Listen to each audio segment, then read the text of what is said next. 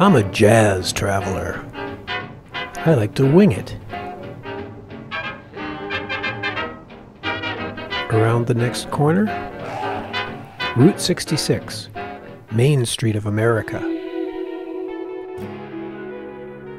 It winds from Chicago to LA, more than 2,000 miles all the way. Get your kicks on Route 66.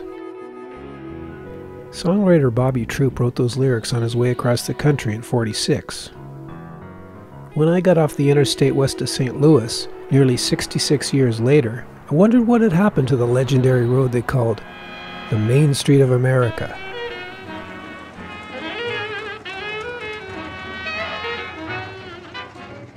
When Route 66 began, back in the Jazz Age, touring across America by horseless carriage was a grand adventure.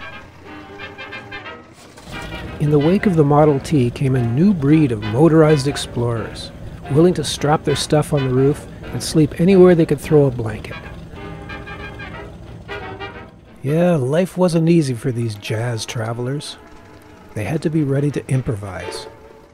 To help them on their way, a new service industry bloomed on the edge of the road. The first gas stations, the first motels, and the first drive-in fast food restaurants with electronic intercoms.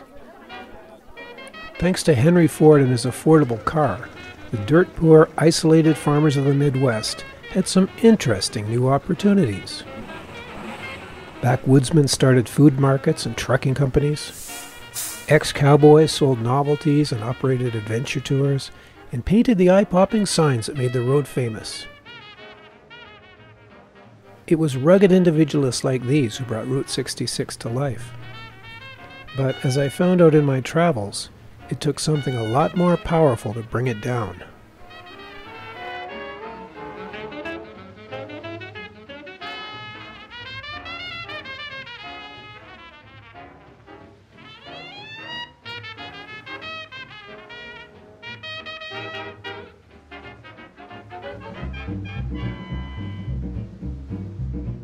The idea of blazing a trail across the great frontier of America had been around for years, nurtured by volunteer organizations.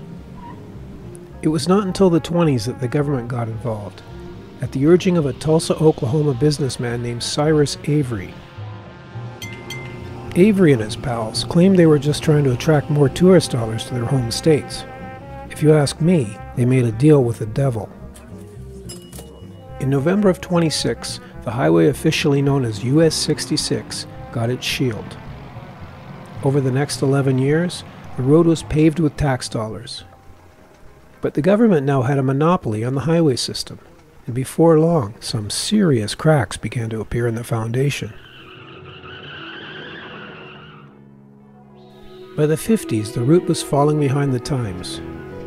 When Congress passed the Interstate Highway Act in '56, legislators, in their wisdom, decided to bypass the old road. And all the industry hissed out of Route 66.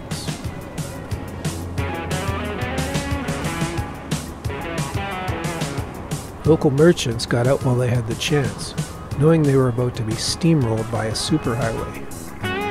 A few years later, the Highway Beautification Act swept away most of the famous advertising signs.